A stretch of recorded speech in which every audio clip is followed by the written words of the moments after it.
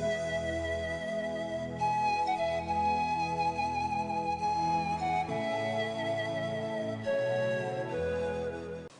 반갑습니다.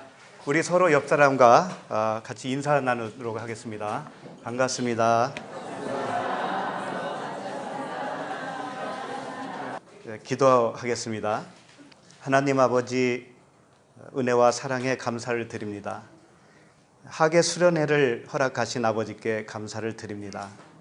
2박 3일의 짧은 기간이지만 이곳에 올라올 때의 기쁨보다 내려갈 때의 기쁨이 배가 되게 하여 주시옵소서. 이 시간에 우리의 길을 열어 주시옵소서. 심는 이와 물 주는 이는 아무것도 아닙니다. 오직 주님만이 자라게 하시는 줄 믿습니다. 아버지께서 친히 역사하여 주시옵소서. 예수 그리스도 이름으로 기도드립니다. 아멘. 네, 오늘 하나님 말씀은 에베소서가 아니고,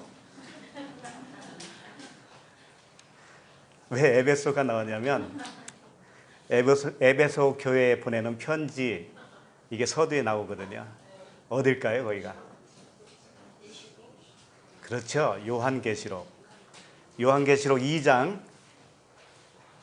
1절부터 7절까지 보시겠습니다. 우리 한 목소리로 읽을까요? 시작. 에베소 교회의 사자에게 편지하라. 오른손에 있는 7 별을 붙잡고 7 금촛대 사이를 거니시는 이가 이르시되, 내가 내 행위와 수고와 내 인내를 알고 또 악한 자들을 용납하지 아니한 것과 자칭 사도라 하되 아닌 자들을 시험하여 그의 거짓된 것을 내가 드러낸 것과 또 내가 참고 내 이름을 위하여 견디고 게으르지 아니한 것을 아노라. 그러나 너를 책망할 것이 있나니 너의 처음 사랑을 버렸느니라. 그러므로 어디서 떨어졌는지를 생각하고 회개하여 처음 행위를 가지라. 만일 그리하지 아니하고 회개하지 아니하면 내가 내게 가서 내 촛대를 그 자리에서 옮기리라. 오직 내게 이것이 있으니 내가 니골라 당의 행위를 미워하는도다. 나도 이것을 미워하노라. 귀 있는 자는 성령이 교회들에게 하시는 말씀을 들을지어다. 이기는 그에게는 내가 하나님의 낙원에 있는 생명나무의 열매를 주어 먹게 하리라. 아멘. 자, 오늘 여기 우리가 모인 것을 이름을 지었죠. 수련회라고. 하계 수련회. 수련회가 뭘까요? 원래 수련회라고 했을 때는 몸과 마음을 단련하는 것이잖아요. 몸과 마음을 단련한 것, 이게 수련회란 말이에요. 그래서 우리가 옛날부터 다녔던 교회 열심히 수련회에 참석했었잖아요. 주일학교에서부터 수련회를 많이 참여를 했습니다. 그러면서 믿음을 키워야 되니까 기도도 많이 했고, 또 자기를 더 발전시켜야 되니까, 단련을 해야 되니까 말씀도 열심히 듣고 열심히 참여하고 했단 말이에요. 그런데 참된 수련회의 의미는 무엇일까 한번 생각해 보셨습니까? 그렇게 많은 수련회를 다녀왔는데도 단련이 되던가요? 단련이 되긴 돼요. 자기 자아만 발전시킨다고요. 자기 자아를. 그래서 내가 단련되기 때문에 하나님은 작아지고 내가 커져요. 그런 거 못 느끼셨어요? 그래서 참된 수련회의 목적은 뭐냐면 나는 약해져야 되고 어느 분이 강해져야 돼요. 그리스도께서 강해져야 돼요. 그렇기 때문에 진정으로 참된 수련회라고 한다고 하면 그것은 주님이 커지고 나는 작아지는 것이죠. 여기에 목적이 있어요. 나의 겉사람은 어떻게 해야 된다고 그랬어요? 겉사람은 낡아지고, 옛날 버전에는 뭐라고 그랬어요? 후패한다고 그랬죠. 후패. 속사람은 날로 새롭도다. 이게 수련회의 목적입니다. 그래서 내가 크면 안 돼요. 내가 크면. 내가 작아져야 돼요. 내가 작아질 때 정말 그분이 커져요. 그래서 그분이 나가요. 그분이. 나의 삶을 그분이 주장한단 말이에요. 이렇게 되는 것이 사실상 수련회의 목적이다 이거예요. 나의 의로움은 죽어요. 나의 의로움은 죽고 그리스도의 의로움이 살아나는 것. 그것으로 살아가는 것이죠. 나는 어둠입니다. 원래 어둠이었어요. 어둠이 죽는다는 건 뭐냐면 내가 어둠인 줄을 깨닫는 겁니다. 그래서 룸메이트도 이번에는 이렇게 친한 사람들끼리 정하려 하다가도 어떻게 했냐면 심지뽑기를 한 거예요. 제비뽑기를 한 거죠. 그렇게 해서 전혀 나하고 관계없는 친분도 없는 사람끼리 같이 자보는 거죠. 그러면서 무엇을 발견해요? 나를 발견하는 거예요. 나를 발견함으로 인해서 어둠인 나는 점점 약해지는 거예요. 아, 내가 원래 그랬었구나. 그것을 발견할 때 그분이 커진 겁니다. 내가 나를 발견한 만큼, 내가 나의 어둠을 발견한 만큼 그분은 빛으로 임하신 거예요. 그분이 뭐 따로 임하시고 나하고 내가 따로 죽고 그런 게 아닙니다. 동시에 같이 일어나는 거예요. 같이. 그래서 이번 수련회 동안에 얼마나 내 마음이, 어두웠던 마음이 빛이 되시는 그분으로 밝아지는가. 그렇게 밝아져서 내려갈 때는 정말 기쁨이 충만해서 내려가기를 바랍니다. 자, 오늘 말씀 제목은 일곱 교회입니다. 집회를 이제 4차례 할 겁니다. 4번 할 텐데 이 4번 나눠서 2장과 3장을 할 거예요. 계시록 2장과 3장. 그래서 7 교회에 대한 말씀을 보게 될 것 같습니다. 그래서 오늘은 첫 시간이기 때문에 서론적인 부분들이 좀 있어요. 계시록 하면 어떻게 생각을 하셔요? 성경 중에서도 가장 난해한 부분이 아닙니까? 그래서 설교도 참 많죠. 설교도 많이 있지만 들어보면 다 다르죠? 왜 그럴까요? 왜 같은 말씀인데 이렇게 해석들이 다 다를까요? 그만큼 계시록은 상징으로 쓰여 있습니다. 상징으로 쓰여 있기 때문에 이걸 해석하는 사람마다 다 달라요. 근데 어떻게 하나님이 한 분이신데 한 성령께서 기록을 하셨는데 왜 이렇게 달라야 될까요? 그게 늘 안타까웠었던 거죠. 그래서 그러면 내가 하는 건 뭐 별 다를 게 있냐? 뭐 특색이 있냐? 아니면 뭐 또 다른 해석이 있냐? 이런 생각도 할 수가 있겠지만 그럼 뭐 어떻게 해야 되겠어요?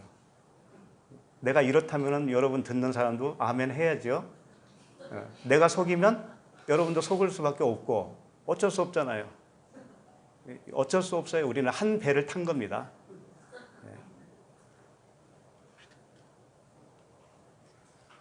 그래서 아버지가 해 주셔야만이 되는 거예요.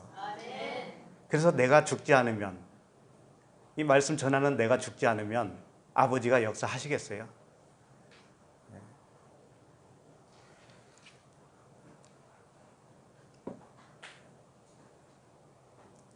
계시록 중에서 왜 2장을 이렇게 점프해서 왔냐면 2장, 3장에는 7 교회에 대해서 설명을 하시면서 이것이 핵심이기 때문에 그래요.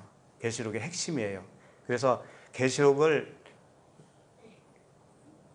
자세히 하다 보면 이건 뭐 한두 시간 가지고 안 돼요. 그렇기 때문에 다 할 수도 없고, 그래서 고민을 하면서 여쭤봤더니 7 교회를 해라. 7 교회. 7 교회를 하면 나머지는 거기에 대한 연장선에서 해석한 거예요. 해설을 해주신 거예요. 똑같아요. 어딜 봐도 다 똑같아요. 그렇기 때문에 이 2장 3장에 있는 7 교회에 대한 말씀이 중요하다, 핵심이다 라고 하는 겁니다. 그리고 늘 말씀드리지만 모든 말씀은 언약입니다. 언약. 하나님이 우리에게 주신 말씀은 다 언약이에요. 하나님이 우리에게 해 주시겠다고 하는 약속이죠. 약속. 그걸 7날의 약속으로, 언약으로 우리에게 말씀을 해 주셨다고 하는 것이죠. 그래서 오늘 말씀도 그 7날 언약의 측면으로 보게 될 겁니다. 공교롭게도 왜 교회가 7교회일까요? 여덟이면 안 될까요? 열이면 안 될까요? 근데 왜 7일까? 이것이 7날의 언약을 표현해 주고 있다 이거죠. 그래서 처음부터 나오는 이 교회 명칭들을 봐도요, 범상찮아요. 다 살펴보겠지만 이것이 첫 번째 교회부터 마지막 교회 7교회까지 살펴보면 첫째 날부터 7째 날까지 그 순으로 되어 있다는 거예요. 이게 참 놀라운 일입니다. 자, 그러면 일단은 요한이, 이게 지금 요한계시록이죠. 요한계시록인데 요한이 쓴 책들이 있죠. 뭐 있어요? 요한복음 있고 요한 1, 2, 3, 요한계시록 이렇게 되어 있어요. 그래서 요한은 항상 자기가 쓴 이 기록 목적을 꼭 밝히고 있습니다. 그래서 일단은 요한복음은 뭐라고 했냐면 그 이름을 힘입어 생명을 얻게 하려 합니다. 이렇게 기록을 하고 있어요. 요한이. 요한복음에서는. 그 다음에 요한 1서에서는 뭐라고 하냐면 이것을 쓰는 것은 너희로 하여금 영생이 있음을 알게 하려 합니다. 이렇게 되어 있어요. 요한복음은 생명을 뭐라고 그래요? 생명을 얻게 하기 위해서다. 그 다음에 요한서신서는 영생이 있음을 알게 하려 하는 것이다. 그렇다면 요한계시록은 기록 목적이 뭘까요?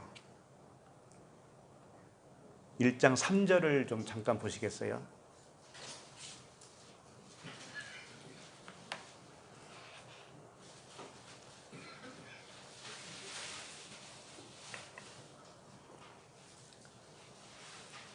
같이 읽어볼까요? 1장 3절. 이 예언의 말씀을 읽는 자와 듣는 자와 그 가운데에 기록한 것을 지키는 자는 복이 있나니 때가 가까우니라. 네, 읽는 자와 듣는 자와 지키는 자는 복이 있다 이겁니다. 그러니까 요한계시록은 뭘 주려고 그러는 거예요? 복이죠, 복. 복 싫어하는 사람 없잖아요. 요한계시록은 복을 주려고 그러는 거예요. 그러니까 요한복음은 생명을 주시는 것이고 요한서신은 영생을 주시는 것이고 요한계시록은 복을 주는 것이다. 다 같은 거지만 왜 이렇게 나눠서 설명을 하느냐면은 우리가 처음에 하나님을 만나면 생명을 얻는 거예요. 생명을 얻어요. 생명을 얻고 그 다음에 생명의 삶을 사는 게 뭐냐면 영생이에요. 생명으로 살아가는 삶 자체가 뭐냐면 그게 영생이에요. 영생. 그런데 복이 없으면 안 된단 말이에요. 그 영생은 반드시 복이 있다라는 거죠. 그래서 요한계시록은 진짜 복이 무엇인가를 또 한 번 가르쳐 주시는 말씀이다. 그런 것입니다. 읽는 자, 듣는 자, 지키는 자, 이게 뭐냐면 다 동사잖아요. 동사. 그런데 현재형으로 쓰여 있어요. 현재형으로 쓰여 있다라는 건 뭐냐면 이 복은 장래 언제 나중에 주겠다라는 그런 말씀이 아니라 지금 듣는 자, 듣는 이 시점에서 복을 주겠다. 그런 말씀이에요. 그러니까는 다시 한번 1장 3절을 보시면 이 예언의 말씀을 읽는 자는 아나기노스코 이렇게 되어 있는데 어떻게 읽느냐면요, 이 글은 누구나 다 읽을 수 있잖아요. 초등학생도 다 읽을 수 있죠. 그런데 여기서 말하는 읽는다라고 하는 의미는 어떻게 읽는 것을 말하는 것인가? 위의 차원으로 읽는다. 위의 차원으로. 아나 기노스코, 아나가 위예요. 위로. 위의 차원으로 읽어야 된다 이거죠. 그래야 복이 된다 이거예요. 문자대로 읽으면 어떻게 된다는 거예요? 복이 된다는 거예요? 안 된다는 거예요? 안 된다. 반드시 문자 안에 있는 의미를 읽어야 된다. 그 다음에 듣는 자, 아쿠온테스 이렇게 되어 있는데, 듣는 것도 우리가 귀로 듣지 않습니까? 근데 여기서 말하는 듣는다라고 하는 의미는 뭐냐면 물리적으로 듣는 의미를 말하는 게 아니에요. 이해해서 듣는 것을 말하는 거예요. 이해해서. 깨달아서 듣는 것. 이것이 진짜 듣는 것이다. 이렇게 해야 뭐가 된다? 복이 된다. 그 다음에 그 가운데에 기록한 것을 지키는 자 그랬어요. 지키는 자. 지킨다고 하는 단어가 테레오인데요. 테레오는 뭐냐면 이 성을 지키는 그 파수꾼처럼 지키는 거예요. 마음에 간직하는 겁니다. 마음에 새기는 거예요. 이 테레오라고 하는 단어는. 그렇기 때문에 읽고 듣고 지키는 것은 전부 다 그 이면적인 것을 말하고 있습니다. 귀로 듣지만 내 마음판에는 깨달아 이해되는 그 말씀으로 새겨져야 된다 이거죠. 그렇게 해주시겠다 하는 분이 누구예요? 성령이시죠. 그래서 성령이 귀 있는 자들에게 귀 있는 자는 들을 것이다 그랬잖아요. 그래서 현재다 이거예요. 지금 현재. 그것이 다 현재형으로 쓰여 있다. 자, 계시록 1장 4절을 좀 보시겠어요? 4절. 4절에 보면 요한은 아시아에 있는 7 교회에 편지하노니 이제도 계시고 전에도 계셨고 장차 오실 이시며 그의 보좌 앞에 있는 7 영과 이렇게 되어 있죠. 여기서 이제 요한은 뭐냐면은 여호와의 사랑하는 자라고 하는 의미예요. 요한은 여호와의 사랑하는 자. 사랑이라고 하는 의미를 요한은 가지고 있다. 그 다음에 아시아에 있는 7 교회에 편지하노니 이랬는데 편지한다라고 하는 단어는 없어요. 여기서는. 그러나 2장부터는 편지한다는 단어가 있어요. 근데 여기는 없다 이거죠. 그 의미가 뭐가 있을까요? 아시아에 있는 7 교회에 편지한다는 의미가 없고 그런 단어가 없다니까요. 그럼 어떻게 된다는 거예요? 누가 가겠다라는 거예요? 그 편지가 없으니까. 요한은 아시아에 있는 7 교회에 그리고서 뭐라고 하냐면 전에도 계셨고 장차 오시며 그의 보좌 앞에 있는 7 영과 이렇게 되어 있어요. 그러니까 편지는 7 영이죠. 결국은 편지가 가는 것이 아니고 결국은 뭐가 간다는 거죠? 성령, 7 영, 7 영이 간다. 그런 의미를 여기서도 이미 말씀을 하고 계시다. 그러니까 사실상 편지로 가지만 누가 가는 거예요? 성령께서 가시는 거예요. 그리고 여기에 보면 아시아에 있는 7 교회라고 그랬죠. 그럼 아시아라고 하는 의미가 뭘까요? 아시아. 왜 하필이면 아시아에 있는 7 교회냐 이거죠. 아프리카도 있고 유럽도 있고. 아시아라고 하는 의미는 물론 지형적으로 아시아라고 하는 지형이 있기 때문에 그곳에 편지하라는 내용이겠지만 다 의미가 있단 말이에요. 아시아는 중앙이라는 의미가 있어요. 중앙, 가운데.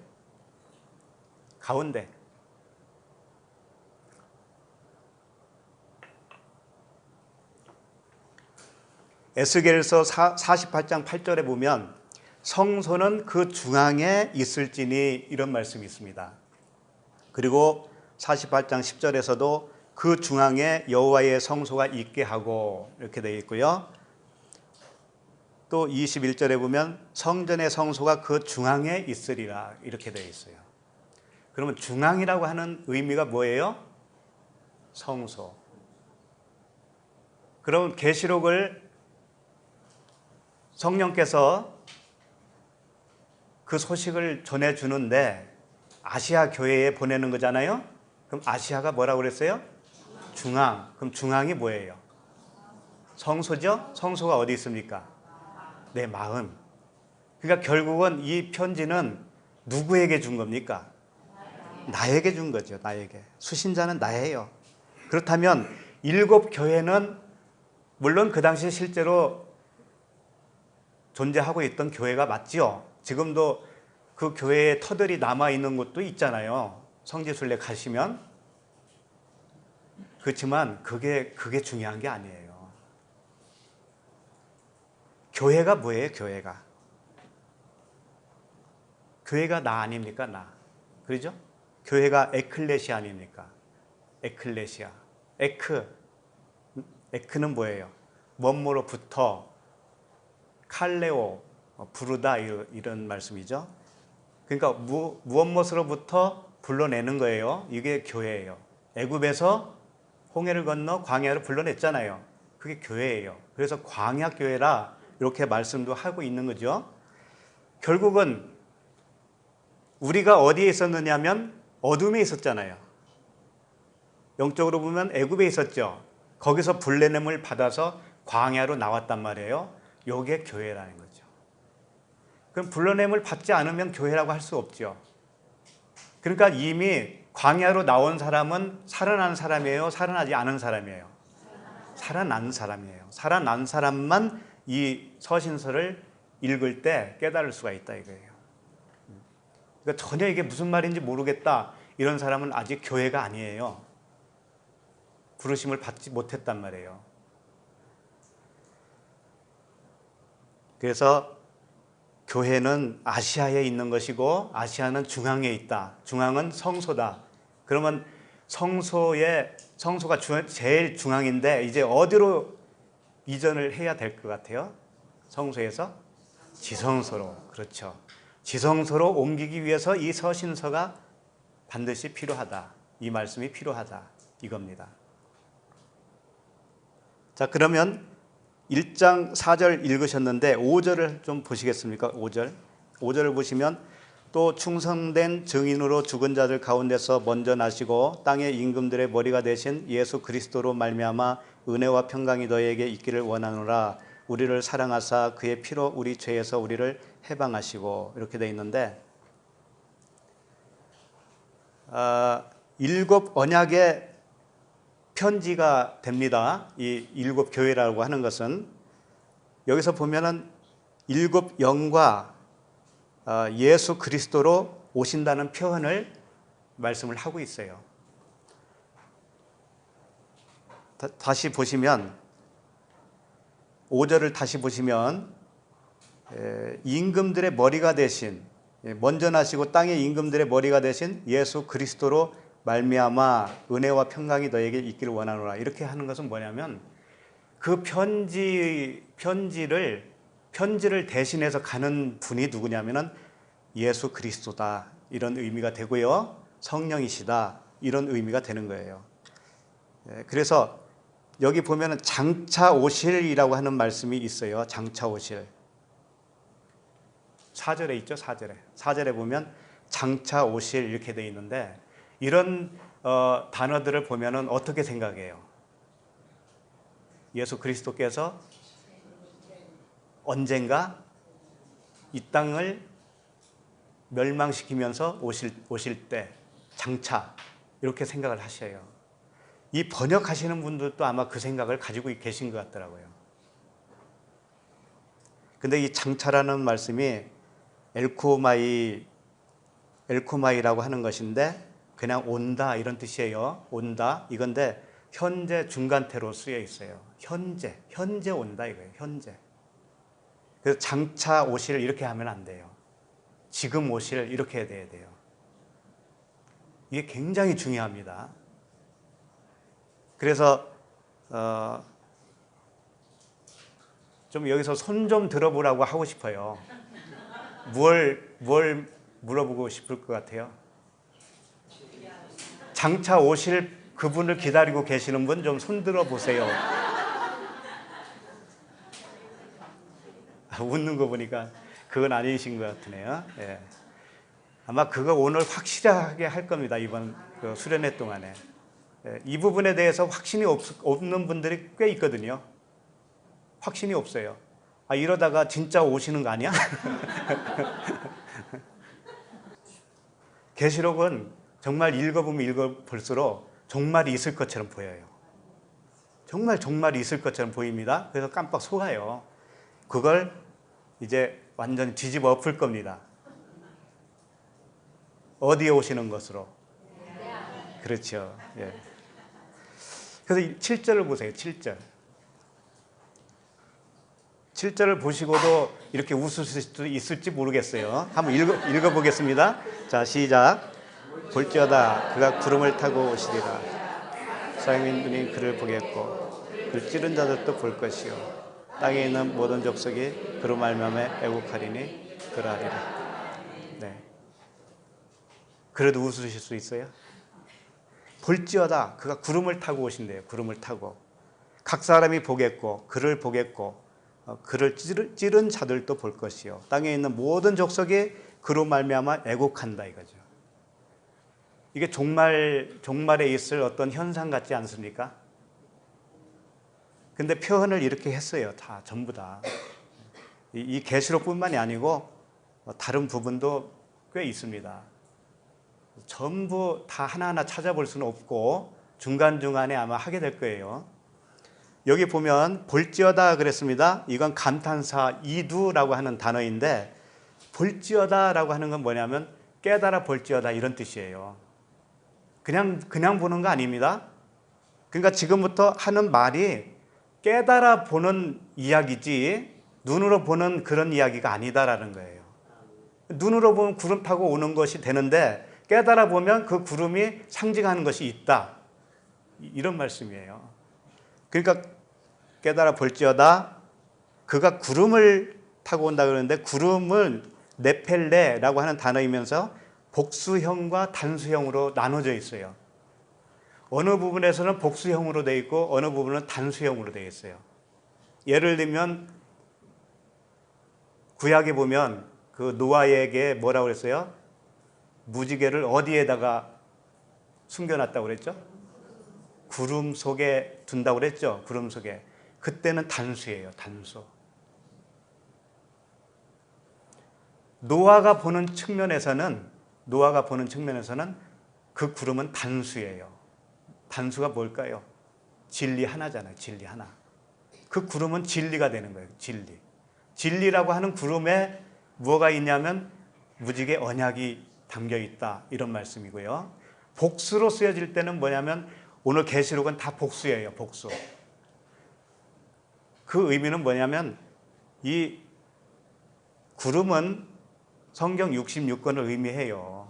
하나님의 말씀을 의미한다고요. 하나님 말씀을 의미하는데 복수로 쓰여질 때는 뭐냐면 로고스로 오는 거예요. 로고스로. 로고스로 일단 와요. 오는데 그걸 보는 사람이 있어요. 율법으로 오는데 거기서 진리를 보는 사람이 있는 거예요. 그러니까 계시록은 갈라집니다. 복수로 오는데 누군가에게는 단수로 변해요. 단수로. 진리로 변해요. 누군가에게는. 근데 어떤 사람에게는 그냥 복수로 남아있어요. 복수로 남아있으면 여전히 율법이에요. 그런 의미를 가지고 있다. 그러니까 구름은 뭐냐? 성경 말씀이다. 그 구름을 타고 온다고 그랬는데 탄다라고 하는 단어가 메타라고 하는 단어인데요. 이걸 뭐 손오공처럼 타고 오는 게 아니고 함께라는 뜻이에요. 함께. 그러니까 구름과 함께 온다 이런 뜻이죠. 구름과 함께. 그 반지의 제왕인가? 그거 보면은 빗자루 타고 다니는 거 있죠? 빗자루 타고 다니는 애들. 그렇게 타고 다니는 게 아니고 타고 오는 게 아니고 함께 온다. 그러니까 성경 말씀을 듣거나 읽을 때 거기 함께 계신 거예요. 그때. 함께 계신 거예요. 그때 오신다 이거죠. 그 다음에 오시리라라고 하는 단어가 엘코마이라고 하는 단어인데 이것은 우리가 생각할 때 오신다 하니까는 저 외부에서 이렇게 들어오는 것을 말하고 있는데 그런 의미도 물론 있지만 나타난다고 하는 의미도 있어요. 그러니까 하나님은 어디서 오고 안 오고 이런 차원이 아니잖아요. 하나님은 항상 처음부터 우리와 함께 계셨다. 그러나 내 차원에서는 그 하나님을 못 보기 때문에 모르기 때문에 그때는 하나님이 밖에 계신 거예요. 하나님은 이미 안에 계시지만 내 입장에서는 밖에 계신 거란 말이에요. 그래서 함께 계셨다라는 것을 내가 알게 될 때 있죠. 그때 오신 거라고 이렇게 표현을 하는 것 뿐이에요. 그래서 나타난다라고 하는 의미로도 쓰고 있는 거예요. 나타난다. 내 안에 원래 계셨는데 나타나는 거예요. 나타나는 거. 이게 오신다, 오신다. 이것을 문자적으로만 보면 어떻게 되냐면 저 밖에서 구름 타고 오시는 것을만 생각한다니까요. 그 다음에 각 사람의 이렇게 되어 있는데 이 각 사람이 아니고 그냥 파스라고 하는 단어예요. 온갖 이런 뜻이에요. 모든 이런 것이에요. 모든 것이 본다 이거죠. 온갖 것이 본다. 모든 것이 본다. 그분이 내 속에서 나타나면 나의 모든 것이 본다 이런 뜻이에요. 나의 모든 것이. 그를 보겠고 라고 하는 본다라고 하는 단어는 호라오라고 하는 단어입니다. 호라오. 호라오는 가장 이 깊은 의미의 범위예요. 그러니까 깨달아 알아보는 그런 본다라는 의미를 담고 있는 단어가 뭐냐면 호라오다. 호라오. 그러니까 예수 그리스도께서 우리 눈으로 볼 수 있도록 임한다고 하는 것, 오신다고 하는 것은 정말 어불성설하다. 너무 오해해도 너무 오해했다 이거예요. 결국은 우리 안에 오시는 겁니다. 네. 자, 그러면은 그를 찌른 자들도 볼 것이요 그랬잖아요. 그를 찌른 자들도. 그러면 1차적으로 예수님을 십자가에 못 박고 그를 찌른 사람이 누굽니까? 1차적으로 로마 군인이죠. 예, 근데 로마 군인을 시킨 사람들이 누구예요 또? 결국은 유대인들이 아닙니까? 유대인들. 그러면 나에게 있어서 적용을 한다면 찌른 자는 누구예요? 나죠, 나. 그러니까 주님이 내 안에서 나타난다고 하는 의미는 내가 주님을 죽인 자가 맞구나. 나 때문에 그분이 죽었구나. 그분의 죽으심은 나의 죽음이구나 라고 하는 것을 깨닫게 되죠. 그러면 내가 찌른 자예요. 그러면 내가 보는 거지요. 네, 그 말씀을 하신 거란 말이에요. 그를 찌른 자들도 볼 것이요. 그러니까 이걸 문자적으로 해도 맞지 않는 것이 뭐냐면 그 당시 로마 군병이 찌른 지가 지금 2000년이 지났는데 그 찌른 자가 볼 것이라고 그랬는데 그 사람이 죽은 지가 2000년도 넘었을 거 아닙니까? 근데 아직까지 안 왔다고 하면 맞아요 그게? 안 맞잖아요. 문자적으로 해도 안 맞아요 이것은. 그런데 이걸 믿고 있단 말이죠. 그 다음에 땅에 있는 모든 족속이 그로 말미암아 애곡하리니 그러하리라 아멘 이렇게 되어 있어요. 근데 모든 족속이 뭐냐면요, 이 필레라고 하는 단어인데 무엇을 의미하고 있냐면 지파를 의미하고 있어요. 몇 지파? 12지파. 그러니까 모든 족속이 본다고 하니까 이 세상의 모든 족속이 그분이 저 하늘에서 강림하실 때 모든 사람이 본다라고 생각을 하는데 그렇게 보는 게 아니고 12지파가 누구예요 도대체? 나잖아요, 나. 12는 아들의 숫자입니다. 나의 나. 내가 본다는 겁니다, 내가. 어디서? 내 마음 속에서. 그 다음에 애곡하리니가 무슨 단어냐면은 콥토라고 하는 단어인데요. 이게 뭐냐면은, 애곡이 뭐냐면, 한번 생각을 해보세요. 주님이 구름 타고 정말 눈에 보이도록 오신다고 하면은 모든 사람이 왜 애곡을 해야 되는가요? 심판이니까? 멸망이니까? 그러면 안 오는 게 좋잖아요. 근데 성경은 기다리라고 했거든요. 사모하라고 했거든요. 앞뒤가 안 맞아요. 콥토는 뭐냐면 베어내다라는 뜻이에요. 베어내는 거다. 베어내는 거. 애곡이 우리는 이렇게 우는 것으로 표현했지만 베어낸다. 뭘 베어낼까요? 할례는 어디에 하라고 그랬어요? 마음에 할지니라 그랬잖아요. 할례를 말하고 있어요. 마음의 할례. 그러니까 주님이 내 안에서 나타나면 내가 마음의 할례를 받게 됩니다. 내가 죄인이 맞구나 라고 하는 할례가 일어나요. 마음의 할례를 여기서 의미하고 있단 말이에요.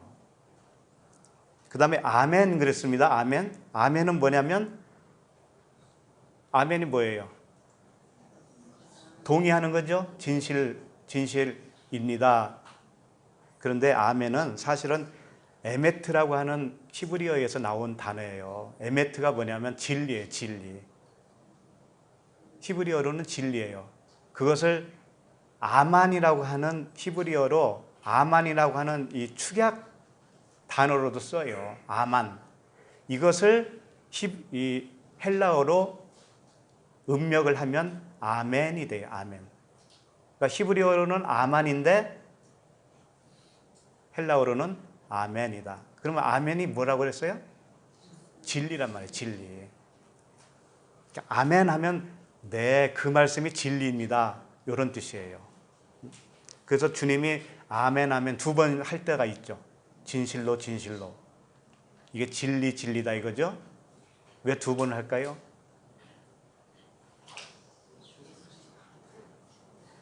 두 번 죽는 것이 진리다 이런 뜻입니다. 처음에 물로 죽고 불로 죽는 거 이게 진리입니다. 그래서 두 번 하는 거예요. 자, 그러면 8절을 보세요. 1장 8절. 하나님이 이르시되 나는 알파와 오메가라. 이제도 있고 전에도 있었고 장차 올 자여 전능한 자라 하시더라. 자, 1장 8절을 보시면 나는 뭐라고 그래요? 알파와 오메가라고 그러죠. 예. 알파와 오메가. 이게 처음과 나중 이런 뜻이에요. 시작과 끝. 헬라어의 단어, 알파벳 첫 번째 단어와 제일 끝 단어입니다. 알파와 오메가.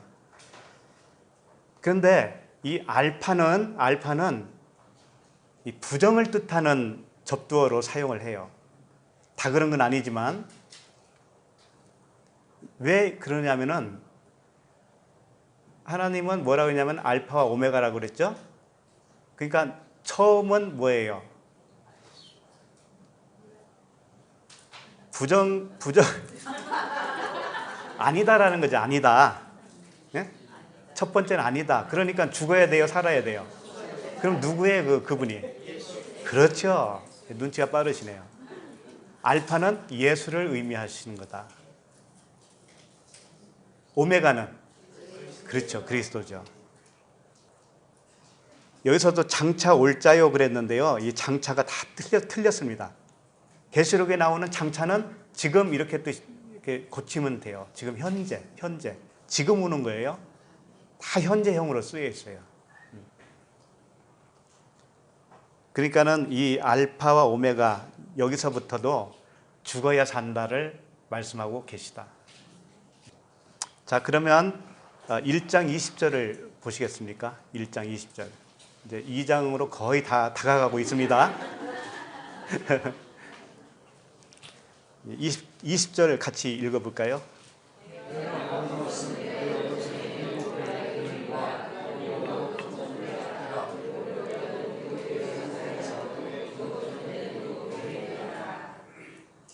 네. 내가 본 것은 요한이 이제 봤다라는 의미죠. 봤는데 내 오른손에 7별의 비밀과 7 촛대다. 금촛대다. 그럼 7별은 7 교회의 사자요. 7별은 7 촛대의 7별은 7 교회의 사자요. 7 촛대는 7 교회니라. 이걸 좀 정리를 한번 누가 해 주시겠어요? 머리에 잘 안 들어오죠? 자, 7별은 결국은 뭐라는 얘기죠? 교회의 사자죠. 예. 그 다음에 7 촛대는 7 교회다. 그러면 7 별은 교회의 뭐라는 얘기예요? 사자잖아요.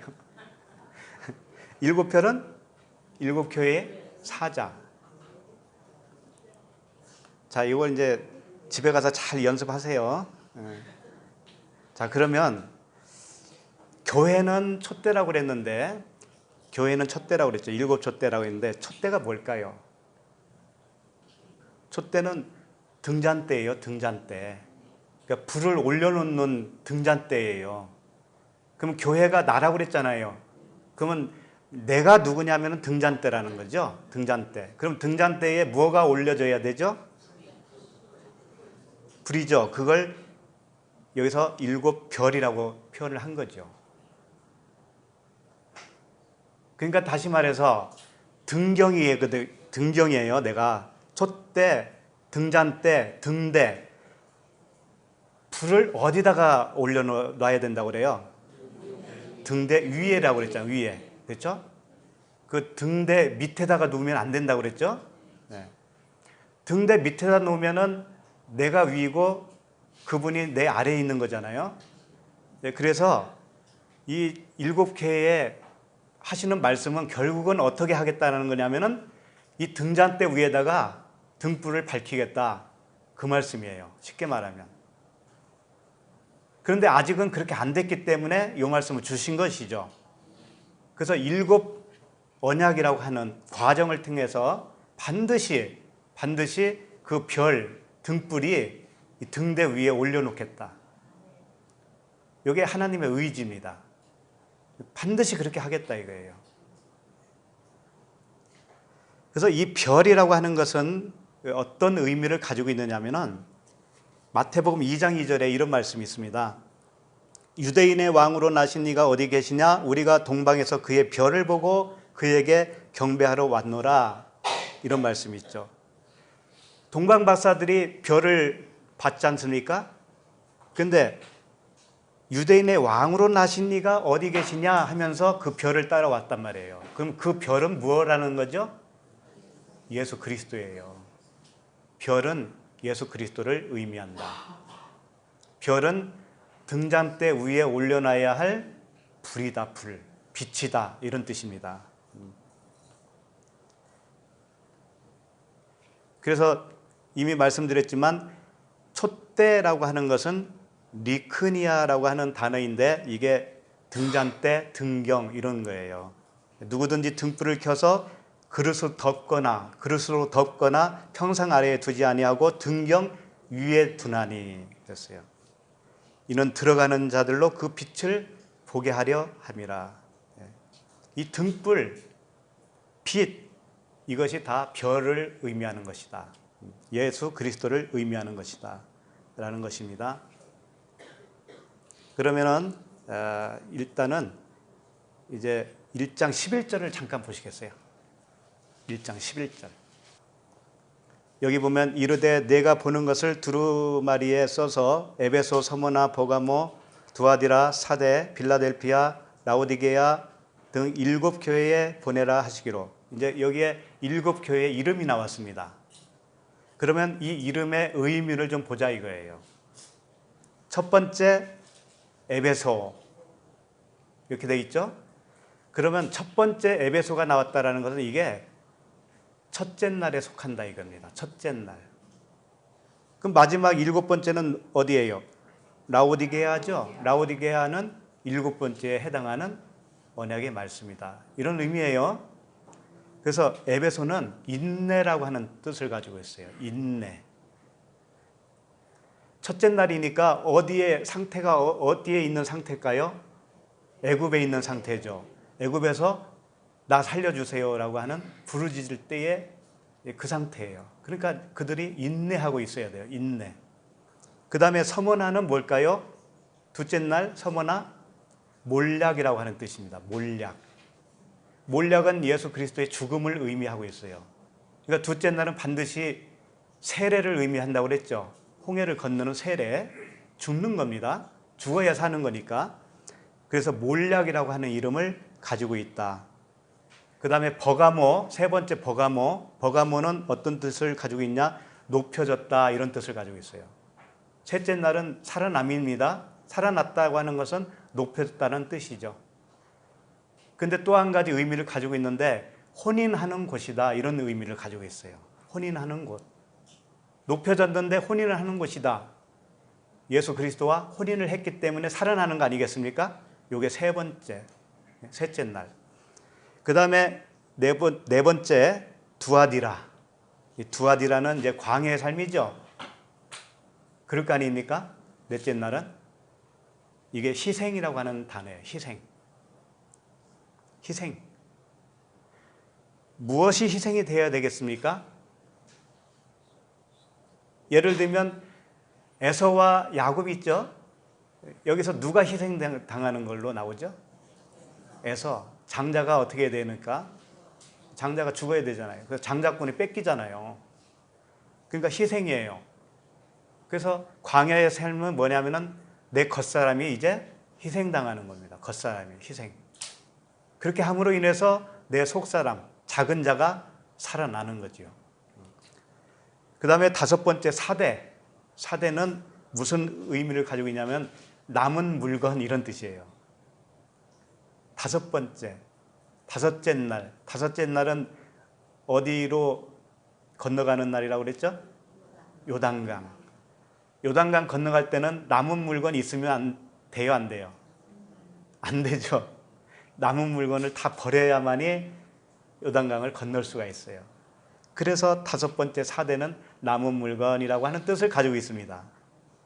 그 다음에 여섯 번째 빌라델피아. 빌라델피아. 이것은 형제사랑이라고 하는 뜻이에요. 형제사랑. 필레오.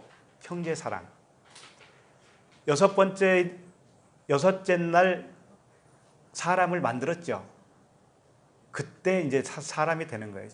진짜 형제사랑을 할 수 있는 상태. 그러니까 예수님이 부활하시고 어디 가셨냐면 갈릴리 해변에서 제자들을 만나죠. 그러면서 베드로 보고 네가 나를 사랑하느냐? 그러니까는 주께서 나를 사랑하시는 줄 아나이다, 이랬단 말이에요. 그때 네가 나를 아가파오 하느냐? 아가페로 사랑하느냐? 그랬더니 베드로는 아가페로 대답을 못해요. 뭘로 하냐면 필레오로 한다고. 필레오. 나는 필레오 사랑밖에 못하는 줄을 주께서 아시나이다. 이게 형제 사랑입니다. 그러니까 여섯째 날은 형제 사랑을 하긴 하는데 무슨 사랑이에요? 필레오 사랑이다. 아가페가 아직 안 됐다라는 의미를 여기서도 설명하고 있죠. 그러면 라오디게아가 이제 일곱 번째인데 이게 무슨 의미냐면 공의로운 백성 또는 옳은 백성, 이런 뜻이에요. 공의로운 백성. 마지막 일곱 번째, 안식에 들어가는 자, 공의로운 백성이다. 이런 뜻을 가지고 있습니다. 그래서 이 교회의 이름만 봐도 일곱 날의 언약으로 되어 있다는 것을 금방 알 수가 있어요. 그 순서를. 그래서 이제 이 순서대로 가겠는데 오늘은 첫날이니까 첫째 날이 어디예요? 에베소 교회죠. 에베소 교회까지만 살펴보도록 하겠습니다. 자, 2장 1절 에베소 교회. 자, 읽어보도록 하겠습니다. 시작. 에베소 교회의 사자에게 편지하라. 오른손에 있는 일곱 별을 붙잡고 일곱 큰 촛대 사이를 거니시니가 이르시되. 에베소 교회 첫째 날이다. 에베소는 인내다. 인내. 애굽에서 부르짖는 이스라엘 백성과도 같은 그런 상황이다 이거예요. 자, 에베소 교회 사자에게 편지하라. 이 편지라고 하는 단어가 여기는 있습니다. 그 편지는 누구에게 한 거냐면 사실 에베소 교회의 사자가 누구라고 그랬어요 아까? 교회는 금촛대라고 그랬죠? 근데 사자는 뭐라고 그랬어요? 별이라고 그랬잖아요. 별. 그럼 별은 누구예요? 도대체 결국은 예수 그리스도 아닙니까? 그러면 사자에게 편지하라는 것은 뭐예요? 내 안에 계신 예수 그리스도에게 편지하는 거예요. 이상하잖아요. 내 안에 계신 예수 그리스도에게 편지를 한다. 잘 이해가 안 되죠? 근데 그리스도인이라고 하는 것은 그리스도와 하나가 된 사람입니다. 사실은. 내가 그걸 인식을 처음에는 못합니다. 그걸. 그렇기 때문에 잘 모르지만 반드시 이 편지는 누구에게 가야 되냐면 내 안에 계신 그분에게 가는 거예요. 내가 알아들을 수 있는 차원이 아니기 때문에 그래요. 그분이 알아들어야 돼요. 그분이 듣고 나에게 알려주는 거라니까요. 그러니까 에베소 교회의 사자는 결국은 내 안에 계신 예수 그리스도시다. 이렇게 보셔도 됩니다. 그러면 그 사자에게 편지했는데 편지하는 자는 누굽니까? 요한이잖아요. 요한. 그러면 요한은 이 편지의 내용을 전부 다 깨달았을까요? 못 알았을까요? 깨달았죠. 깨달은 사람만 편지할 수가 있어요. 저도 지금 말씀을 전하지요? 그러면 깨닫지도 못하고 전하면 어떻게 되겠어요? 말도 안 되잖아요. 그러니까 먼저 깨달은 자가 전할 수가 있어요. 그런데 듣는 사람은 천차만별이에요. 듣는 사람은 그 안에 그리스도가 없는 분도 계셔요. 그러면 그게 무슨 말인지 모릅니다. 알아듣는다는 건 뭐냐면 그 안에 그분이 계시기 때문에 알아듣는 거예요. 그러니까 들을 귀는 사실상 누구예요? 들을 귀. 그분도 역시 그리스도이시여요. 그분도. 자, 오른손에 있는 7별을 붙잡고, 그러니까 7별은 그리스도신데 오른손에 있는 7별은 이런 의미를 가지고 있어요.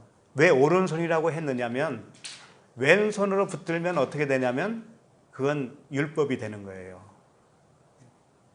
그러니까 오른손에 붙들고 있다라는 표현을 일부러 쓰는 것은 뭐냐면 내가 이 전하는 복음은 그리스도라고 하는 진리의 차원으로 내가 전한다. 이런 의미예요.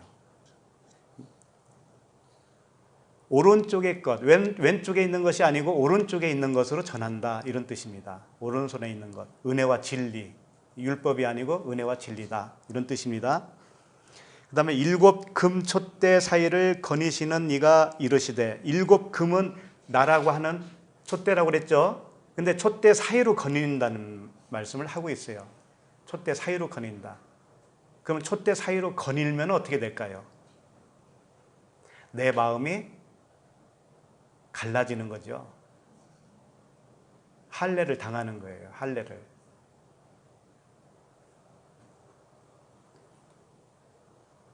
그래서 7날로 표현을 하고 있는데 하루하루 지날 때마다 내 마음이 어떻게 되냐면 갈라져요. 오늘 갈라졌는데 내일 또 갈라져요. 모레 또 갈라져요. 왜? 촛대 사이로 그분이 거닐기 때문에 그래요. 예. 그러니까 오늘 다르고 내일 다르고 모레 또 달라요. 그분이 거닐어요. 그래서 이 표현은 창세기 1장 2절 말씀과도 흡사합니다. 어차피 창세기를 좀 보려고 하니까는 1장 2절을 좀 펴주시겠어요? 창세기 1장 2절에 보면 땅이 혼돈하고 공허하며 흑암이 깊음 위에 있고 하나님의 영은 수면 위에 운행하시니라 이렇게 되어 있어요. 뭐 창세기는 30장 지금 이하까지는 다 했잖아요. 그러니까 유튜브에서 들어보시면은 이해가 가실 거니까 창세기를 여기서 강해를 하려고 하는 건 아니에요. 상세하게 할 수는 없는데 언약의 측면에서 다시 한번 볼 게 있어서 그래요. 그러니까 혼돈, 공허, 흑암은 뭐라고 그랬죠? 육신의 정력, 안목의 정력, 이생의 자랑이다.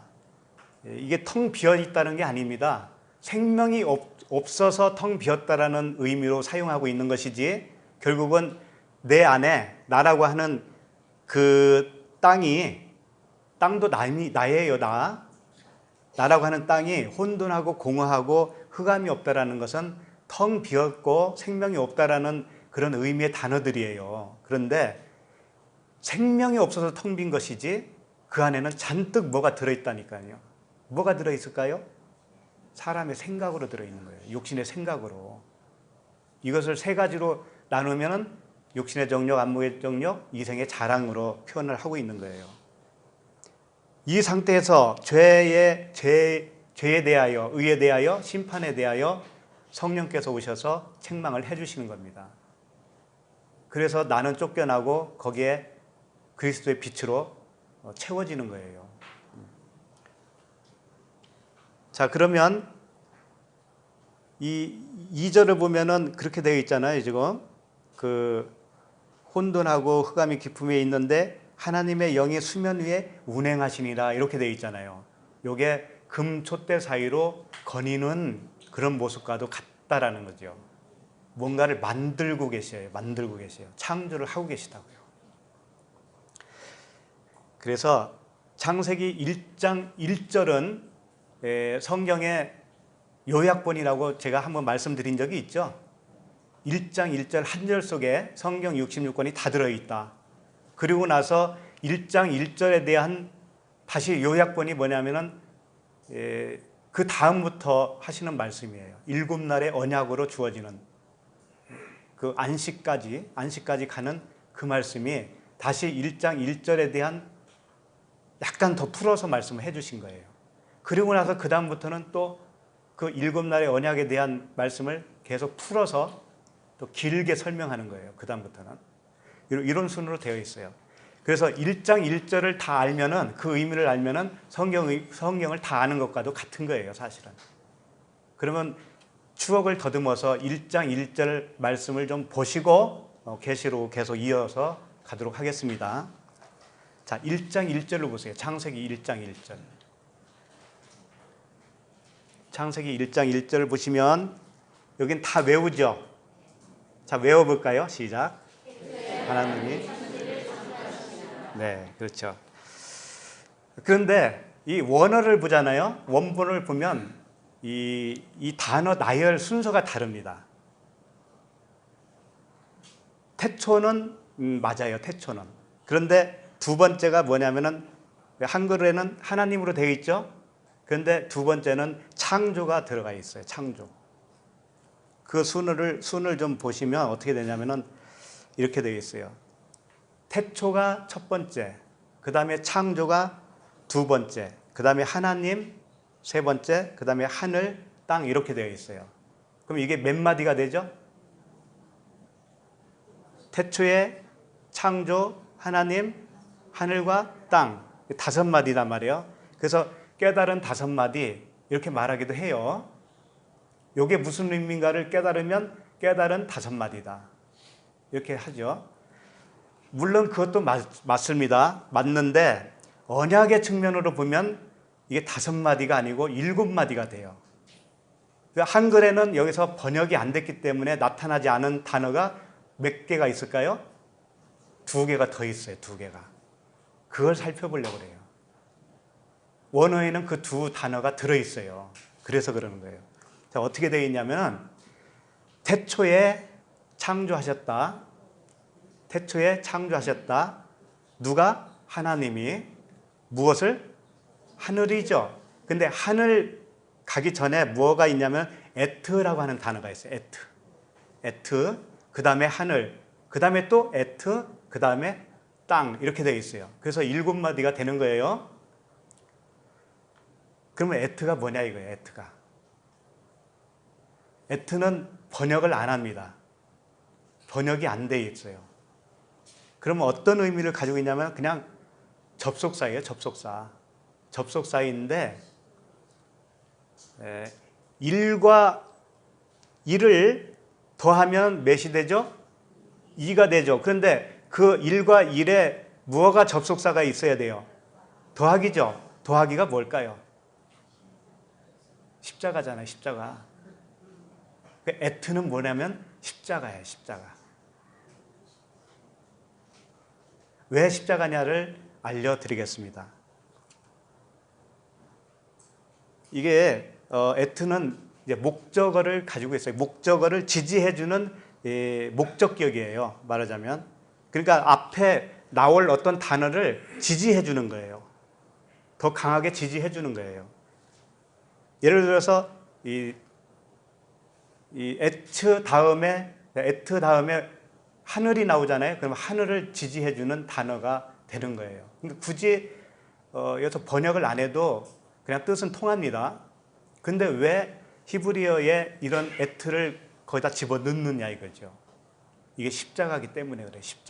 십자가를 빼고는 말이 통하지가 않기 때문에 그래요. 그럼 에트가 뭐냐면 이런 것과도 같아요. 아까 보면 헬라어로 알파와 오메가가 뭐라고 그랬어요?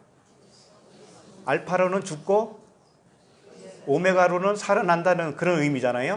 이것과 똑같아요. 에트는 첫 번째 히브리어 알파벳 첫 번째 알렙과 제일 끝에 22번째에 있는 타부라고 하는 단어가 결합이 되어 있는 그런 단어예요. 알파벳 두 개가 딱 되어 있는 거예요. 알렙과 타부. 그럼 알렙은 뭐냐면 황소라는 의미예요. 황소이고 하나님이라고 하는 의미로 사용을 해요. 그러니까 이 이스라엘 백성들이 광야로 나왔을 때 황소, 송아지 그려놓고 하나님이라고 했잖아요. 그러니까 황소, 소는 하나님을 뜻하고 있다고요. 그러니까 알렙 첫 단어는 어떻게 해야 된다는 거예요? 황소로 죽어야 되는 예수를 의미하고 있죠. 그 다음에 타부는 무슨 의미를 가지고 있냐면 십자가를 의미하고 있어요. 십자가. 표적이라고 하는 뜻이거든요. 타부는 표적이에요. 표식인데 이것을 십자가의 표적으로 의미를 가지고 있다. 이거예요. 그러니까 그 황소가 어디에 달리게 된다는 걸까요? 십자가에. 이게 에트다. 이거예요. 에트. 그러면 이제 오늘 말씀 1장 1절을 다시 한번 보면은 이런 말씀이 되겠죠. 태초에 하나님이 창조하셨는데 하늘을 창조했다고 그랬잖아요. 하늘 이전에 뭐가 있냐면 에트가 있어요. 에트. 그러니까 십자가로 하늘을 창조한다. 그 다음에 또 에트예요. 그 다음에 땅입니다. 그러니까는 결국은 처음에 에트가 두 번 들어가는 건 뭐냐면 십자가 사건이 두 번 있다는 거죠. 십자가는 죽음이잖아요. 그걸 세례라고 그러죠. 세례가 두 번 있는 거예요. 무슨 세례일까요? 그렇죠. 물세례와 불세례를 여기서도 말씀하고 있다. 자, 그러면 여기서 왜 7날의 언약이 될까? 이 한 줄 말씀이. 분명히 이제는 단어가 2개가 더 튀어나왔기 때문에 7개의 단어가 됐죠.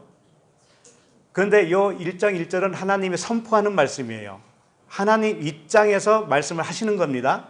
그래서 베레시트가 제일 먼저 나와요. 베레시트는 뭐냐면 그리스도를 의미해요. 성전 안에 있는 머리, 예수 그리스도죠. 그분이 창조하신다 이거예요. 그분을 통해서 이제 시작을 한다. 이런 말씀이에요. 그러면 그걸 다시 말하면 빛이잖아요. 빛. 예수 그리스도는 빛이잖아요. 빛이 되면은 7째 날에 속하는 거예요. 그래서 무슨 말씀을 하고 있냐면 창세기 1장 1절은 거꾸로 봐야 언약이 되는 거예요. 7 언약이 된다 이거죠. 거꾸로 봐야. 그럼 어디서부터 봐야 될까요? 땅에서부터. 그러면 땅은 누굽니까? 나잖아요. 자, 그러면은 그 순으로 한번 다시 해볼게요. 땅, 그 다음에 에트가 들어갑니다. 에트. 내 땅을 이제는 첫째 날이라고 봤을 때, 둘째 날은 뭐예요? 죽음이잖아요. 홍해를 건너야 되니까. 그것이 십자가라는 거예요. 물세례, 에트. 그 다음에 뭐냐면은 하늘이잖아, 하늘. 그러니까 내가 십자가를 통과하면 물세례를 받는 거예요. 물세례를 받으면 셋째 날에 뭐가 되냐면은 하늘이 되는 거예요, 하늘. 내가 땅인데 하늘이 된다고요. 그 다음에 또 뭐가 들어간다고 그랬죠? 에트 또 들어가죠? 에트는 광야잖아요. 네 번째니까 광야. 광야가 뭐냐면 불세례예요. 불세례를 받는 기간이 뭐예요? 광야. 네 번째. 그럼 다섯 번째가 뭐예요? 하나님이란 말이에요. 하나님. 다섯 번째가 하나님. 거꾸로 가니까 하나님이 다섯 번째라는 의미는 뭐냐면 하나님과 함께 요단강을 건너가는 거예요. 하나님과 함께. 내가 하늘이 되어서 하나님과 함께 요단강을 건너가요. 이게 다섯 번째. 그러니까는 요단강 건너갈 때 무엇이 앞서가든가요? 제일 먼저 언약궤가 먼저 들어가잖아요. 언약궤가. 제사장들이 언약궤를 메고 요단강을 건너간다고요. 그리고 백성들이 그 뒤에 따라가요. 그러니까 나는 하나님과 함께 가는 모습은 뭐냐면 그 언약궤와 함께 가는 언약궤가 앞장서서 가는 거예요. 앞장서서. 하나님과 함께 가는 거예요. 그럼 하나님 다음이 뭐죠? 여섯째 날? 창조잖아요. 창조. 여섯째 날에 무엇을 창조했죠? 사람을 창조했잖아요. 비로소 내가 사람이 여섯째 날 사람이 되는 것이죠. 인자가 되는 거예요. 인자가. 그 다음에 마지막 일곱 번째가 뭐예요? 베레시트죠. 그러니까 태초. 그리스도, 빛이 되는 거예요. 결국은 마지막에. 이런 순으로 되어 있다. 이해가 되셨죠?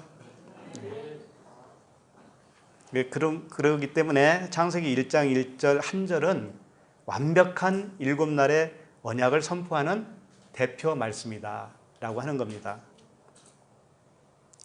자, 그러면 이제 계시록으로 다시 돌아갑니다. 계시록 2장 2절 말씀을 보시겠습니다. 요한계시록 2장 2절 같이 읽을까요? 내가 내 행위와 수고와 내 인내를 알고 또 악한 자들을 용납하지 아니한 것과 자칭 사도라 하되 아닌 자들을 시험하여 그의 거짓된 것을 내가 드러낸 것과 내가 내 행위와 수고와 내 인내를 알고 있다. 그러면 행위가 뭘까요? 행위는 에르곤이라고 하는 단어예요. 에르곤이라고 하는 단어인데 이들이 지금 애굽에서 어떤 행위를 하고 있냐면 노역을 하고 있는 상태예요. 바로의 그 어감 밑에서 노역을 하잖아요. 요게 이제 수고라는 행위예요. 행위를 하고 있다. 그 다음에 수고. 요게 코포스라고 하는데 괴로움이다. 괴로움. 근데 이게 문제는 뭐냐면 괴로운 것이 뭐냐면 이 마음이 갈라지는 것을 의미해요. 자르다. 마음을 잘라내는 거예요. 나를 살려주세요 라고 하는 외침은 뭐냐면 내 마음이 지금 갈라지고 있는 거예요. 이미 그때부터. 첫째 날부터. 그 다음에 인내를 알고 왜 인내를 하게 되냐면은 소망이 있기 때문에 인내를 갖게 되잖아요. 소망이 있기 때문에. 그러니까 첫째 날은 항상 인내를 할 수밖에 없는데 소망이 있기 때문에 인내를 하는 거예요. 소망이 없으면 인내가 없습니다. 그 다음에 또 악한 자들을 용납하지 아니한 것과 이건 뭐냐면 이 카코스라고 하는 단어가 악한 자예요. 악한 자. 카코스. 이게 뭐냐면 무가치한 자들. 애굽의 이스라엘 백성들을 탄압하던 그 바로의 백성들은 뭐예요? 무가치한 자들이다. 이거 무가치한 자들. 이게 악한 자들 이렇게 표현한 거예요. 진리를 모르는 자들. 이것이 뭐냐면 사실은 율법을 의미하고 있습니다. 그 다음에 자칭 사도라 하되 아닌 자들을 시험하여 그의 거짓된 것을 내가 드러낸 것과 거짓 사도라고 그랬죠. 거짓 사도. 아폴스톨로스인데 아포스톨로스 사도인데 자칭 사도라고 그래서 자칭 사도. 이게 누구냐면은 바로예요. 바로. 애굽왕 바로. 바로가 자칭 사도예요. 바로도 하나님입니다. 바로라는 뜻이 뭐냐면 주인이라는 뜻이에요. 주인. 그런데 이스라엘 백성들에게 그 바로가 주인인데 어떤 차원의 주인이냐면 악한 주인이잖아요. 이게 누구예요? 율법이란 말이에요. 율법. 그 악한 주인으로 죽어주신 분이 누굽니까? 예수죠. 결국은 이 말씀을 보면 예수와 그리스도밖에 없어요. 자, 이런 현상, 수고하고 인내하고 악한 자를 구별하고 부르짖고 하는 이런 현상이 어디서 생겨났냐면은 누군가를 찾고 두드리고 있는 상태를 의미하는데 누가 들어왔기 때문에 그럴까요? 이미 빛이 들어왔기 때문에. 이런 현상은 이미 빛이 들어왔기 때문에, 그리스도가 들어왔기 때문에 이런 현상들이 생기는 것이에요. 그러나 그 현상은 초보적인 현상이기 때문에 예수 그리스도와 연합됐다고 표현은 안 하고 있는 거예요. 이건 첫째 날이에요. 이게 시작일 뿐이에요. 시작. 자, 그러면 3절을 가겠습니다. 3절, 4절을 읽겠습니다. 시작. 또 내가 참고 내 이름을 위하여 견디고 게으르지 아니한 것을 아노라. 그러나 너를 책망할 것이 있나니 너의 처음 사랑을 버렸느니라. 네. 또 내가 참고 내 이름을 위하여, 예수 그리스도를 위해서 견디고 게으르지 아니한 것을 안다 이거죠. 그런데 너에게 책망할 것이 있다. 뭐냐면 너의 처음 사랑을 버렸다. 이렇게 표현하고 있습니다. 여기서 책망한다고 그랬는데요. 보통 성령께서 오시면 뭐에 대해서 책망한다고 그랬죠? 죄에 대하여, 의에 대하여, 심판에 대하여. 그 책망이라고 하는 단어는 엘렌코예요. 엘렌코. 그런데 여기서는 엘렌코라고 하는 단어가 아니에요. 이건 책망이라고 하는 단어가 아니에요. 그러니까 이거 잘 모르면 어떻게 했냐면은, 이 책망이라고 하는 단어가 안 들어간 교회가 있거든요. 서문화 교회. 서문화 교회가 참 좋은 교회이구나. 책망을 안 받았으니. 그래서 서문화 교회를 선호하잖아요. 근데 이 책망은 카타라고 하는 단어로 사용되고 있다. 카타는 뭐냐면 이런 거예요. 표준을 의미하고 있어요. 표준.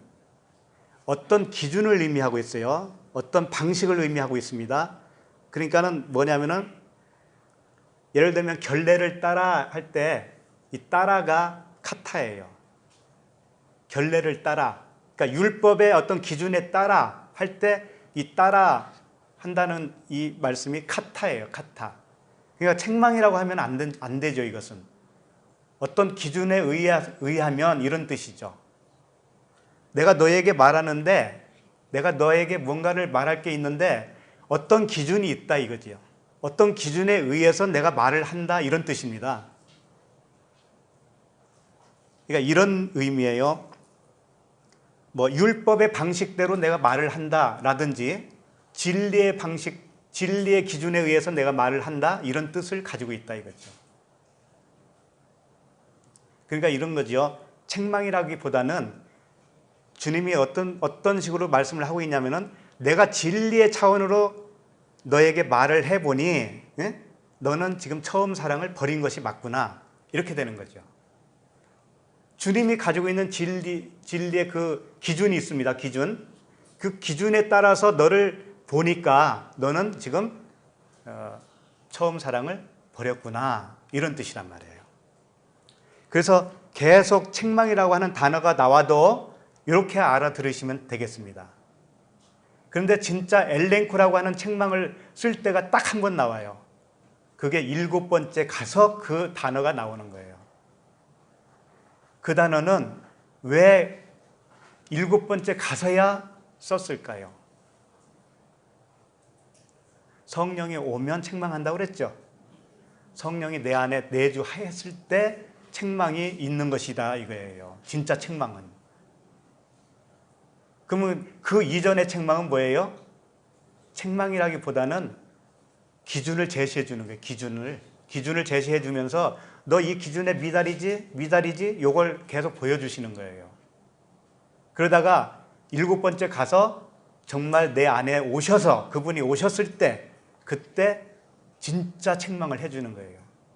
죄가 뭔지 아니? 의가 뭔지 알아? 심판이 뭔지 아니? 요거 그때 알려주는 거예요. 그때. 그럼 여러분들 그거 알았다면 7번째 날에 이미 간 거예요.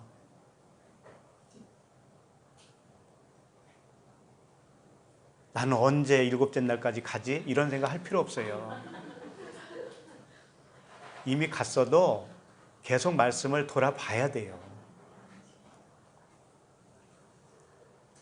그러니까 책망한다. 이것은 어떤 표준, 방식을 의미하는 것이다. 그러니까 이런 말이 있잖아요.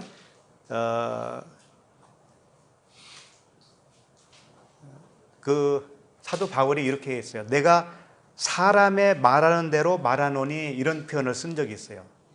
내가 사람의 말하는 대로 말하노니 이게 책망이라고 여기 번역을 해놓은 그 카타라는 거예요. 카타. 사람이 말하는 대로 예를 들어서 내가 말을 한다. 수준을 낮춰서 얘기한다. 이런 뜻이에요. 그러니까 여기서 말씀하는 그 책망의 단어는 카타예요. 그걸 잘 기억하고 계십시오. 자, 그 다음에 너의 처음 사랑을 버렸느니라. 이게 무슨 뜻일까요? 첫사랑을 버렸다고 하는데 보통 첫사랑을 버렸다고 그걸 적용을 할 때 어디다 쓰던가요? 어떨 때? 첫사랑을 버렸다. 열심히 사라진 거? 그렇지. 교회 와서 세례받고 집사직분 받더니 열심히 하더니 말이야. 몇 년 지나니까 또 식어가지고 이제 그런 사람 보고 너 첫사랑이 식었구나 이런 말을 하죠. 그런 말이 뭐 그것은 그냥 껍데기 말이잖아요. 진리는 아니잖아요. 진리는. 그럼 진리 차원의 첫사랑은 무엇일까? 이미 말씀을 드렸거든요. 첫째 날은 하나님이 이렇게 된 거예요. 찾아보지는 말고 창세기 1장 3절에 이렇게 되어 있어요. 하나님이 이르시되 빛이 있으라 하시니 빛이 있었고 빛이 하나님이 보시기에 좋았더라. 하나님이 빛과 어둠을 나누사 이렇게 되어 있어요. 그러니까는 빛과 어둠을 나누기 이전에 빛이 있으라 하시고 좋았더라고 말씀하셨습니다. 그럼 나누인 것은 좋은 거예요? 안 좋은 거예요? 일단 안 좋은 거예요. 일단 빛을 만들어 놓은 상태를 좋다고 하는 거예요. 그래 놓고 빛과 어둠이 나눠졌어요. 이 나누어진 것이 뭐냐면 첫사랑을 버린 거예요. 그러니까 이미 말씀드렸죠. 우리가 하나님과 관계 속에 딱 들어가잖아요. 아무리 어린아이라도 딱 들어가면 빛이 들어온 거란 말이에요. 그런데 빛과 어둠이 나눠진 상태가 되는 거예요. 바로. 그러면 빛도 있고 어둠도 같이 있다란 말이에요. 내 안에. 무슨 말씀인지 알겠죠? 그 상태가 뭐냐면은 첫사랑을 버린 상태. 이거다 이거죠. 빛만 있어야 되는데 그 빛을 버리고 내가 어둠이 돼버린 거예요. 그렇다면 7째 날까지 가는 이유는 뭐예요? 다시 그 어둠을 제해버리고 빛으로만 남게 해주겠다. 이거예요. 그러니까 결국은 첫사랑을 회복한다라는 의미를 언약에 담고 있는 것이죠. 첫사랑 회복. 네가 어둠으로 빛을 잃어버렸으니 다시 어둠이 없어지고 빛으로 되게 해주겠다. 이것이 뭐냐면 첫사랑을 회복하는 거다.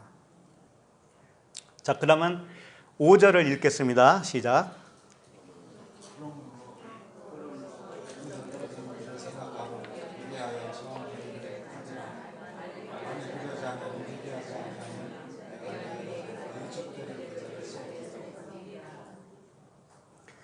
여기서 회개하라는 말씀이 있죠. 회개하라. 이 회개는 메타노에오라고 하는 단어인데 생각을 바꾸는 걸 말하는 거 있습니다. 생각을 바꾼다고 하는 의미는 뭐냐면 내 사람의 생각이 그리스도의 생각으로 바꿔지는 것. 이것이 회개예요. 하나님 나 잘못했습니다. 이게 회개가 아니고 생각 자체가 바꿔져야 돼요. 이제 이렇게 하라는 겁니다. 그런데 여기서 보면은 어디서 떨어졌는지를 생각하고 그랬잖아요. 이 생각이 어디서 떨어졌는가를 알면은 생각이 바뀌어지는 거예요. 어디서 떨어지는가를 아는 것이 뭐냐면 내가 어둠인 것이구나, 내가 어둠이구나, 내 속에는 생명이 없었구나 라고 하는 것을 깨닫게 되는 것이 생각을 바꾸는 거예요. 이게 회개예요. 회개. 그래서 회개하여 처음 행위를 가지라. 그리하지 아니하고 회개하지 아니하면 내가 네게 가서 내 촛대를 그 자리에서 옮기리라. 자, 그 보면은 촛대를 옮긴다고 하니까는 기분이 좋아요, 안 좋아요? 일단 기분이 안 좋잖아요. 그리고 그 촛대를 교회라고 했잖아요, 교회. 그러니까는 목회자들이 어떻게 생각하냐면은 우리 교회를 옮긴다고 그러니까 문 닫게 하려고 하는가 보다 이렇게 생각한다니까요. 그러니까 첫사랑을 빨리 회복해서 더 열심히 해야지 이런다니까요. 이 그런 말씀이겠어요? 촛대는 나 자신이, 내 생각이 촛대예요. 거기에 불이 올려져야 되잖아요. 그 의미를 이제 어떻게 설명한 거냐면은 생각으로 설명을 한 거예요. 생각 바꾸기. 처음 내가 가지고 있는 생각이 어둠이었단 말이에요. 이 어둠을 자리로 옮겨야 돼. 자리를 옮기는 거, 다른 생각으로 바꾸는 거, 이게 회개잖아요. 그렇게 하는 것이 뭐냐면 촛대를 옮기는 거예요. 그게 좋아요, 안 좋아요? 좋아요. 그것을 내가 할 수 있어요, 없어요? 없으니까 뭐라고 하는 거예요, 지금? 만일 그리하지 아니하고 회개하지 아니하면 내가 네게 가서 내 촛대를 그 자리에서 옮기리라 그러잖아요. 굿뉴스죠. 내가 못하는 걸 누가 와서 해주시니까, 주님이 와서 해주시니까. 이게 다 언약이라니까. 그래서요, 처음 행위를 가지라라고 했는데 이 행위를 가지라고 하니까는 열심히 하자, 열심히 전도하자 이런 것으로 가잖아요. 이 행위가 뭐냐면 포이에요. 가지다라고 하는 단어가 포이에요예요. 포이에요. 만들어지다, 창조하다 이런 뜻이에요. 어떤 수로 우리가 만들고 창조를 합니까? 그건 주님만이 하실 수 있는 거예요. 그러니까 주님만이 하실 수 있는 것을 여기서 말씀을 하는 거예요. 우리에게 하라고 하는 것처럼 말씀을 하시는 거예요. 그것은 내가 해주겠다라고 하는 의미로 받아들이면 되는 거예요. 내가 해주겠다. 창조는 내가 하는 거야. 네. 내가 스스로 회개할 수도 없고요. 내가 스스로 사람 생각을 그리스도의 생각으로 그 촛대를 옮길 수도 없어요. 그분이 해주시는 거예요. 그분이. 그렇기 때문에 들어라 그런 거예요. 들어라. 들어야만이 이게 가능한 거야. 자, 6절을 읽겠습니다. 6절 시작. 오직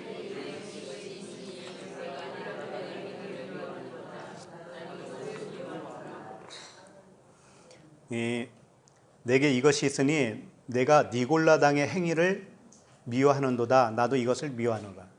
하나님도 니골라당의 행위를 미워해요. 그런데 너도 똑같이 미워하는구나. 그러니까 너와 나는 한 마음이구나. 그러니까는 처음 사랑을 버린 상태이면서도 이 사람들이 무엇을 가지고 있냐면 하나님과 같은 마음을 또 가지고 있는 거예요. 한편으로는. 그러니까 사도 바울이 어떻게 고백을 했어요? 오호라 나는 공고한 자로다. 그러면서 뭐라고 그래? 그 뒤에 육신으로는 죄의 법을 섬기고 마음으로는 하나님을 섬긴다고 그러잖아요. 이 두 마음이 있단 말이에요. 빛과 어둠이 지금 같이 있는 거예요. 그러니까 여기서 하나님이 미워한다고 하는 것을 너도 미워한다고 그랬잖아요. 그러니까 같은 마음도 있는 거죠. 그러면 니골라당을 미워한다고 했는데 니골라당이 뭘까? 이제 이걸 알면 되겠죠. 하나님이 미워하는 것이 니골라당이고 너희도 또 미워하는 게 니골라당이구나. 이제 이런 말씀이 되니까 니골라당이라고 하는 것은 니코스라고 하는 단어와 라오스라고 하는 단어가 합성어예요. 니코스는 승리다라는 거예요. 승리. 라오스는 백성이에요. 백성.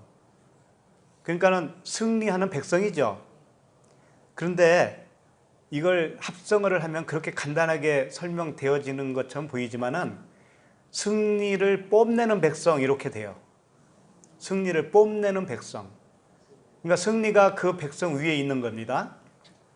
그러면 어떻게 되냐면 내가 세상의 임금이 되는 거예요. 내가 세상 임금. 육신의 자랑이 되는 것이죠. 이런 상태, 스스로 승리자로 되어 있는 상태. 이 상태가 뭐냐면 니골라라는 뜻이에요. 니골라. 그러면은 이 백성이 지금 에베소에 있는 교인들이 무엇을 미워하고 있냐면은 사람의 생각을 미워하고 있는 거예요. 사람의 생각, 육신의 정욕을 미워하고 있는 거예요. 그것을 하나님이 미워하고 있거든요. 사람의 생각은 하나님과 원수가 된다고 그러잖아요. 그것을 하나님이 미워하는데 용케 너도 그것을 미워하고 있구나, 이런 거죠. 그러면 이제 어떻게 해야 되겠어요? 그 니골라 당에서 나와야 되잖아요. 미워하고 있으니까. 미워하고 있지만 나올 수가 없는 상태, 이게 갇혀 있는 상태거든요. 그래서 이제 주님이 그 다음에 이제 손질을 해 주시는 거예요. 7절을 읽겠습니다. 7절 시작.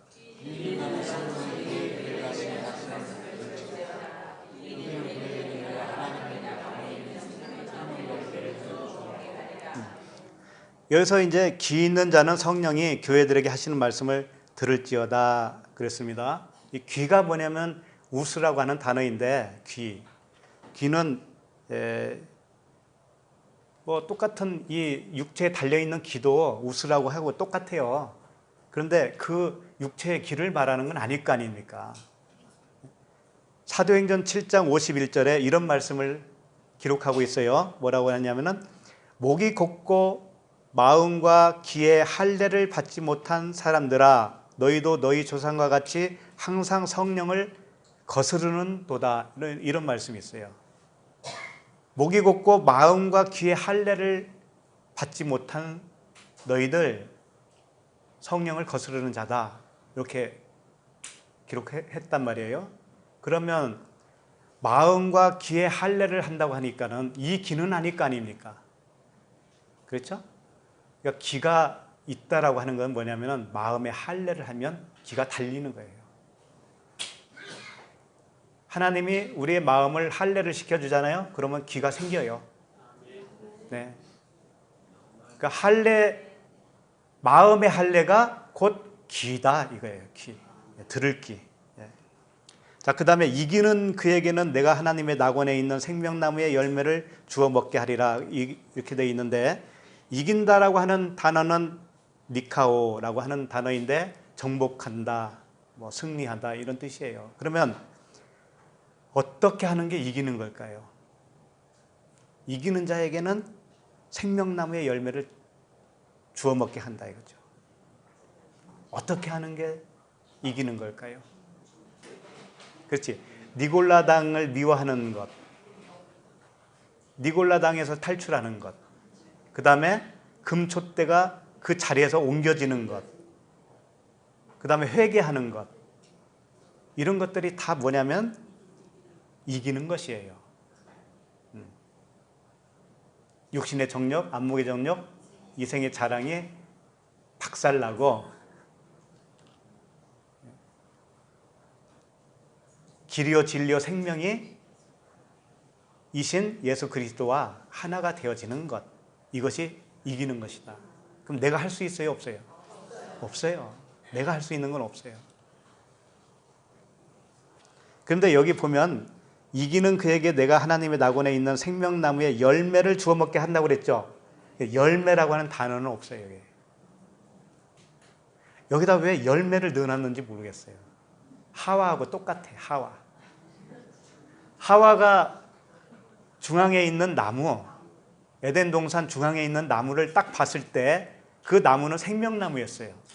근데 하와가 딱 봤을 때는 열매로 본 거예요. 열매로. 행위의 열매. 저걸 잘 지키면 열매로 내가 먹을 수 있겠구나, 이렇게 보는 거죠. 여기도 사람들은 꼭 그걸 똑같이, 번역도 그렇게 해놨어. 번역도. 그 탐심이 있기 때문에 그래요. 탐심. 왜? 하나님을 잘 섬기면 나에게 복이 될 것이라고 생각을 하기 때문에 그래요. 생명나무를 먹게 하리라 이렇게 되어 있지 생명나무의 열매를 먹게 하겠다고 하는 말씀이 아니다. 이런 거예요. 자, 오늘 그러면 다 끝났네요. 이렇게 빨리 끝났지? 이제 오늘은 빨리 끝났으니까 다음 시간부터는 좀 길게 할 겁니다.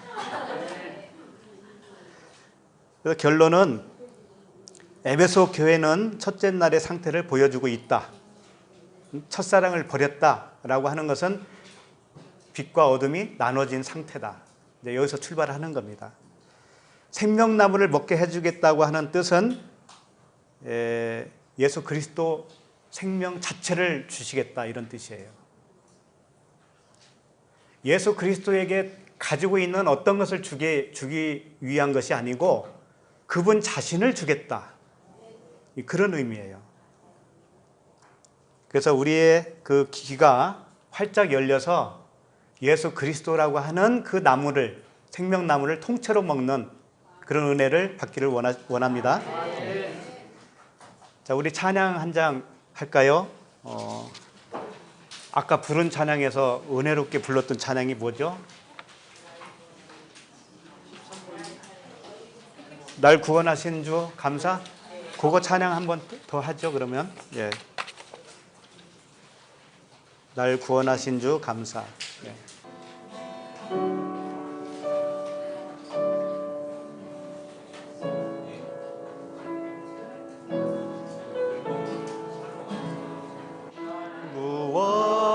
구원하신 주 감사, 모든 것 주심 감사, 지난 추억이 내 감사, 주 내 곁에 계시네, 향기로운 봄철의 감사, 외로운 가을날 감사, 사라진 눈물도 감사, 나의 영혼 평안에 응답하신 기도 감사, 거절하신 것 감사,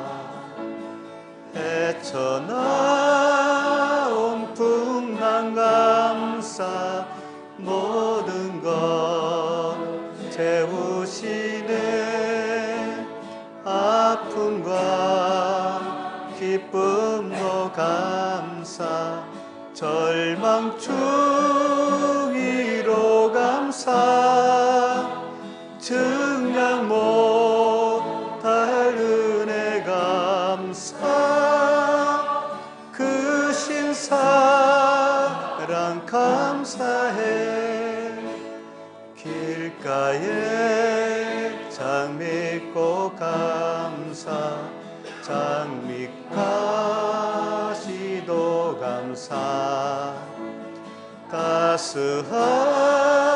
따스한 가정 희망 주신 것 감사, 기쁨과 슬픔도 감사, 하늘 평안을 감사, 내일의 희망을 감사, 영원토록 감사해. 기도하겠습니다. 하나님 아버지, 수련의 첫 시간에 계시록의 말씀을 열어주시니 감사합니다. 아버지께서 약속하신 말씀대로 우리에게 성령으로 오셔서 지금 이 시간에 언제나 현재로 오시는 그리스도의 임재하심을 우리 모두에게 허락하여 주시옵소서. 아버지께서 미워하시는 니골라 당에서 그리스도 예수 당이 되게 하여 주시옵소서. 진행되는 일정 속에서 주님의 주권적인 역사하심과 강같이 흐르는 성령의 은혜로 풍성하게 넘치는 수련회가 되게 하여 주시옵소서. 예수 그리스도 이름으로 기도드립니다.